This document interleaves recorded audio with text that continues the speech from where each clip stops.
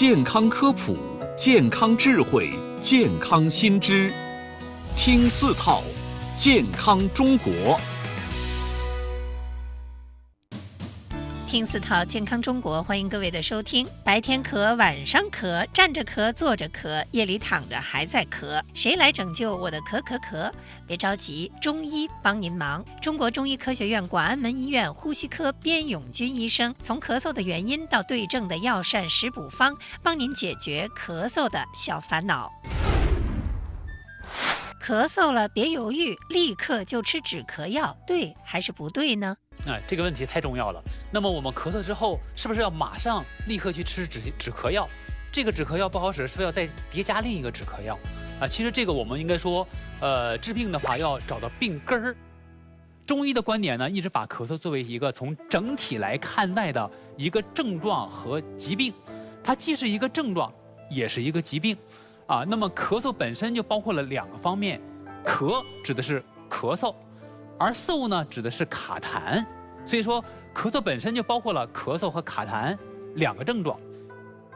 中医说呢，治病必求于本，我们要看引起我们咳嗽的原因是什么。比如你是受了风寒了，还是说体内有燥火了，或者说呢，有的人是因为情绪的原因导致肝火犯肺了等等。但是我们作为咳嗽来讲，它的原因很多，涉及到的脏腑也很多。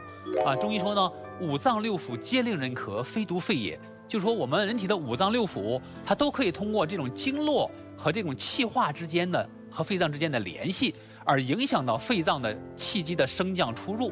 只要肺的这个气机升降出入出现了一个异常，肺气不宣或者肺气不降，都会出现咳嗽。止咳糖浆治咳嗽是不是有效？那么止咳糖浆它治疗咳嗽呢，有它专门针对性的一些特点。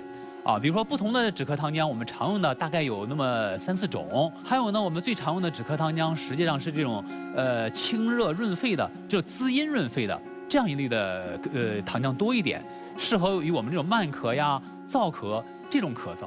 那么对于我们说一咳嗽就吃止咳药这个问题来说，它是在一定程度上是错误的。我们单纯的治疗咳嗽的话，咳嗽是压住了，但你体内的不管是有内火呀，还是有外寒呀，我们这种病邪给压在身体里了，反而对我们咳嗽的康复呢，长久的康复是不利的。感谢边永军医生的解答。听4套健康中国持续为您带来精彩内容。